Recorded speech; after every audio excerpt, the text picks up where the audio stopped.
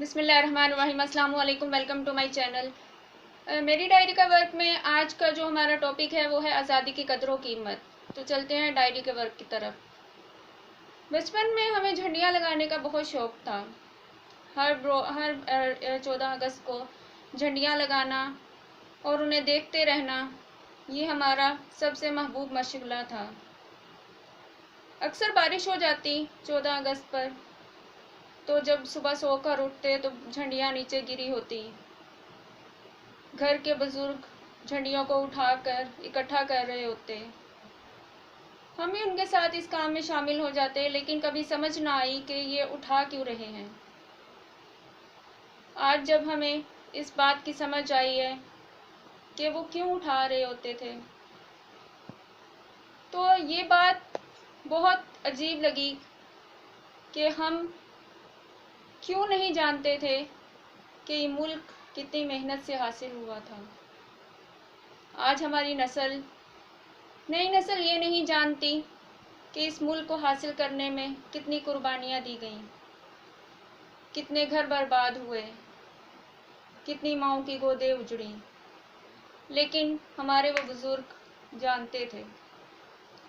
इसलिए वो हमारी आज़ादी के निशान यानी हमारे झंडा और इसकी ही तशबीह यानी झंडियाँ जो हैं उनकी कदर कीमत को जानते थे।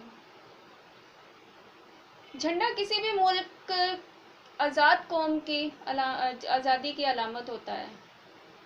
किसी भी ग़ुलाम कौम को, किसी भी ग़ुलाम मुल्क को जो आज़ादी हासिल ना कर सका, उसका कोई झंडा नहीं होता। अगर हो भी तब भी वो किसी मुल्क में पहचाना नहीं जाता, किसी दूसरे मुल्क में उसकी कोई पहचान नहीं होती। अल्लाह ताला ने हमें आज़ादी दी है और अल्लाह ताला ने इस आज़ादी का निशान ये झंडा हमें अता किया है।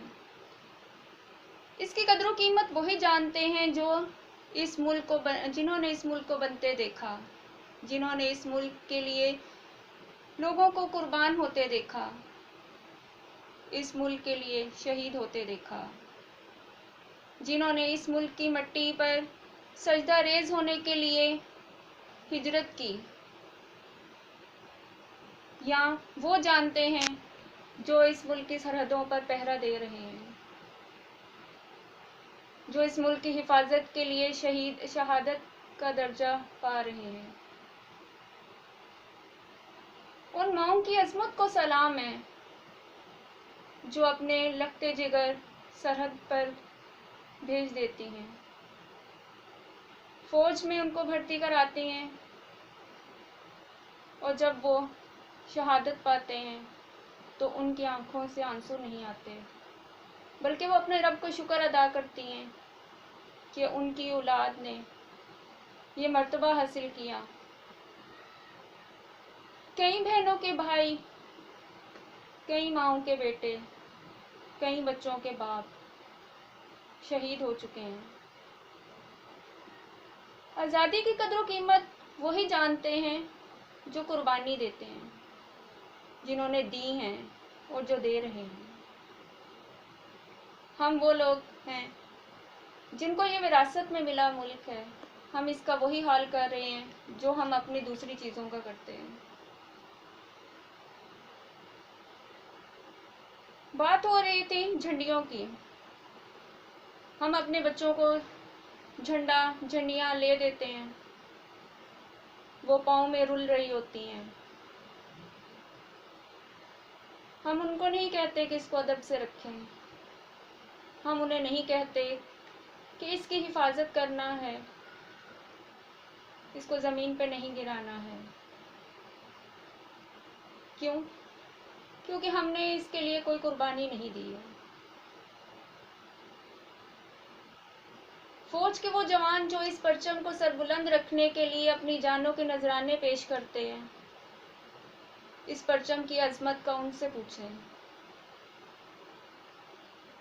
जो इसको ज़मीन पर गिरने नहीं देते,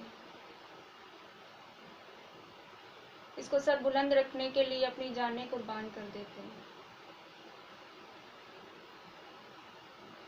बात सिर्फ इतनी है कि हमें अपने बच्चों में ये शऊर पैदा करना चाहिए کہ یہ جھنڈیاں ہماری آزادی کی علامت ہیں. ہمیں ان کو سنبھالنا چاہیے، نہ کہ آج ہم نے لے کر دیں کل پاؤں میں مسلی جا رہی ہیں.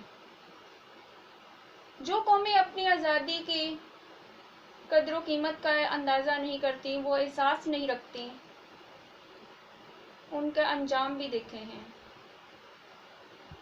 ضرورت اس امر کی ہے کہ ہم اس انجام کو پہنچنے سے پہلے اس احساس کو اجاگر کر لیں.